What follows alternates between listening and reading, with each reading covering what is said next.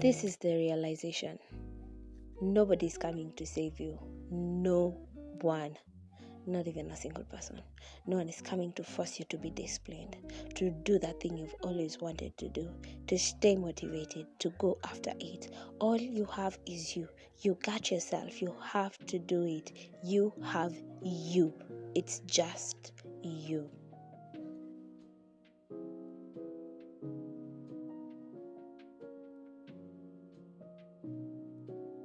The 19th of October 2022, I remember I woke up with the realization that I was not happy, that I was actually miserable, that I was actually not living the life that I always wanted to live. And to be sincere, even as I'm filming to the present, I'm not where I actually want to be. I'm still headed there.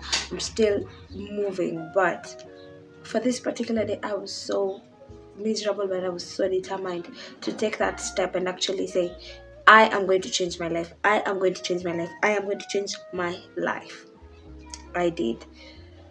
And I wanted this change in so many areas of my life. I wanted to see myself change mentally, change physically, change spiritually. Little did I know that this problem had a root, and it was way back. These things started like even before 2022.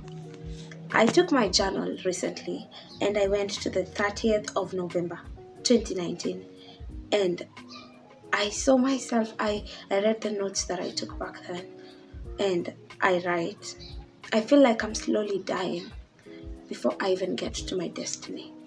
I won't even try to compare my tiny problems with others. I'm not even trying to. It's time I stop wishing and considering and dreaming. I have to make my dreams come true by myself. Today I was really holding back tears, and I realized that all this all this self-pity and all these negative feelings and all these things, it happens so much. It happened from 2019 to 2020 to 2021 to 2022. I was never happy. I was always comparing myself to other people. I was never happy with myself or who I was. I was never really quite happy. And if I was never really happy. I was never really content. And to be quite sincere, it took me a long time to realize that. It took me a long time to realize that I was living in the shadow of comparison, of comparing myself to other people, of admiring other people's lives and wanting to live their lives instead of my own life, or wanting to turn my life into theirs and not my own life. I was not even shining my own light. I was trying to resemble, to copy the light of others, to be like others. And it's a very sad thing that we can spend so much time, like such a long amount of time trying to do this, trying to be like others, trying to find approval from others, trying not to be ourselves, trying not to take time to know who you are and what you do. And this was most of my teenage life. So do not spend time in self-comparison. It's only going to get worse and worse, mentally, spiritually, physically. You're not going to love yourself. God is going to tell you, I call you loved, but instead of feeling the love that He calls you, you tell. I remember there is a moment I told God, you say you call me loved, you call me, you created me and saw that I was good. Then why don't I feel the good that you created me? You call me lovely, you call me good, you call me made in your image. Why don't I feel all these things you're telling me? I don't. And I was telling God, I'm going to be so straight up with you. I was telling myself, I'm going to be so straight up with myself. I am not happy. I have to do something. I have to change. And my problem was that I was waiting for someone to come and help me change. I was hoping that now that I have some mentors, things are going to be different. They are going to hold my hand in such a way that I am not going to remain the same person. Little did I know these mentors are only there to guide me. They're not going to do the work. They're not going to put in the work. They're going to be there to offer the advice, to offer accountability. But it's up to me to be so disciplined, to be all these things. You can wait for so many things. If I get a mentor, then I will start changing. If someone directs me, then I'll start changing. If I start following their maybe weight loss routine, it's when I'm going to start losing weight. And we don't realize that we are trying to live a life that is not ours, other people's lives, and it is so sad. And I love keeping journals, and they help me understand that the best person that you can have in this world is God. Number one, God has you. You have to realize that even in the moments where you can't hear his voice, the moments where you feel like you're so alone, he's in those moments. And at that time you'll not feel it, but he is there. And number two, yourself. You have yourself. At the end of this all, everyone may turn against you, but you will always have yourself. So you cannot tell me other people's opinions are way important than your own, that you hold such an extreme value on what this person says rather than what you believe in yourself. If they say something, I remember something that really destroyed me was the words of people all through 2019, so that I come to this realization that I am actually doing it all wrong. I'm doing it all wrong. I used to, when someone said something, when someone had an opinion about me, whether that be a family member, a friend, or even a stranger, I would actually allow people's words to validate me more than I even knew myself. Like if they said something, I would automatically believe it because my ground on how I knew myself, how I understood myself wasn't so strong. You get it?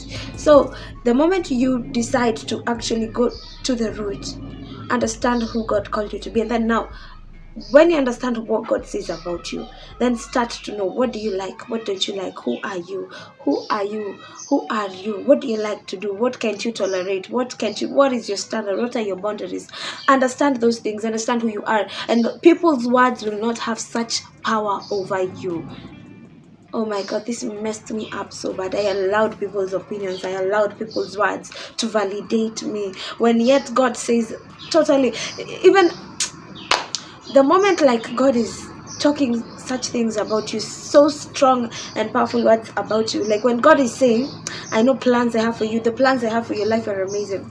You can't even see these plans, you can't even feel what he's telling you, you can't even comprehend or even receive the revelation of what he's saying about you, because you're so stuck on what other people are saying, because you have filled up your spirit and your mind and your heart with other people's words. You cannot even be able to recognize this is the voice of God saying, I am lovely. Other people have called you so many words, they have said so many things. Honestly, people have their own issues. Let me tell you that today. When someone else is saying something negative about you, like you're so overconfident or you're so this and so that, those are their own insecurities reflecting back to you. Do not allow someone else's insecurities to reflect back to you. If I knew all this while, I would have been so far, but we live, we learn, and that is why we are here. So in the 19th of October 2022, I realized that something had to be different. I tried changing before. I tried changing in 2019. I tried finding myself all this while, and I do not regret the process, but I am here to make the process better for you. You have to make this choice of, I am going to pursue my own happiness. I am going to pursue what God is saying about me. I am going to do this, I'm going to do that. Hi, I was about to shoot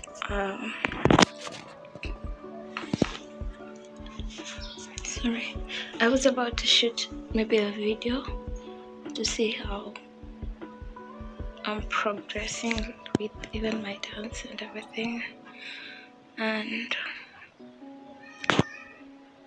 Immediately I looked back at the video, I just felt so bad because my dancing looks worse than before, and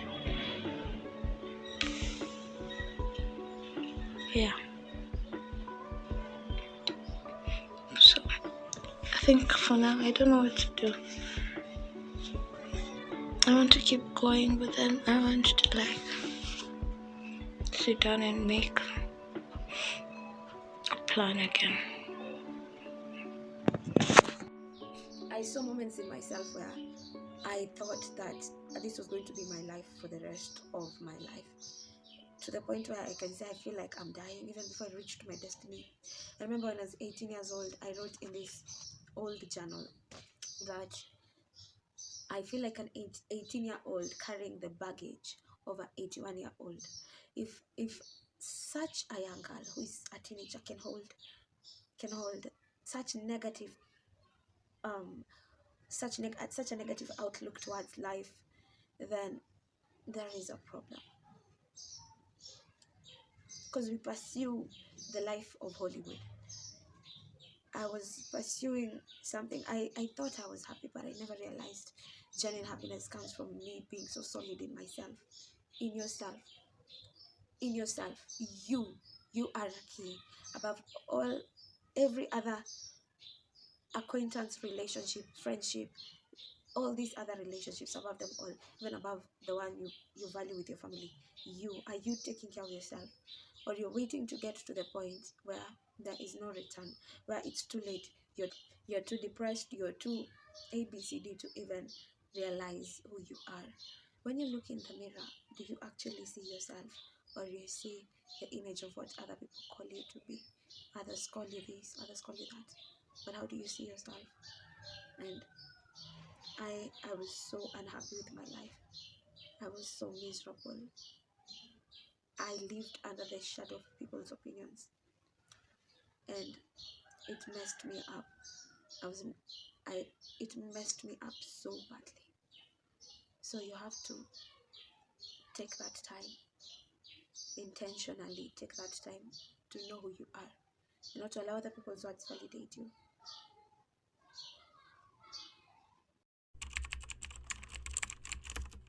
The mountain is often less a challenge in front of us as it is a problem within us, an unstable foundation that might seem evident on the surface, but is nonetheless shifting almost every part of our lives. This is the book, The Mountain Is You by Brianna West. Usually when we have a problem that is circumstantial, we are facing the reality of life. When we have a problem that is chronic, we are facing the reality of ourselves. We often think that to face a mountain means to face life's hardships. But the truth is that almost always, because of the years you've spent accumulating tiny traumas, adaptations, and coping mechanisms, all of which have compounded over time, your mountain is the block between you and the life you want to live. Facing it is also the only path to your freedom and your becoming. You are here because a trigger showed you to your wound. Your wound will show you to your path, and your path will show you to your destiny. Your old self can no longer sustain the life you're trying to lead. It's time for reinvention and rebirth. Release your old self into the fire of your vision, and be willing to think in a way that you have never even tried before. You must mourn the loss of your younger self, the person who has gotten you this far, and who is no longer equipped, who no longer has capacity to carry you forward. You must envision and become one with the future self, the hero of your life that is going to lead you from here.